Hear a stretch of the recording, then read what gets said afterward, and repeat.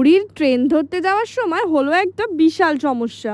আচ্ছা, আজকে আমরা যাচ্ছিলাম হচ্ছে পুরী ঘুরতে। তো পুরীতে যাওয়ার সময় আমরা বেরিয়ে পড়েছিলাম ক্যাবে করে যাচ্ছিলাম হাওড়া স্টেশন, কিন্তু মাঝ রাস্তায় ক্যাবটা খারাপ হয়ে যায়। আমি জানি না কি হয়েছিল, যেন একটা আবার আমাদেরকে নেমে নতুন করে উবের বুক করতে হয়। অলরেডি আমাদের 1 থেকে 1.5 ঘন্টা লেট হয়ে গেছিলো।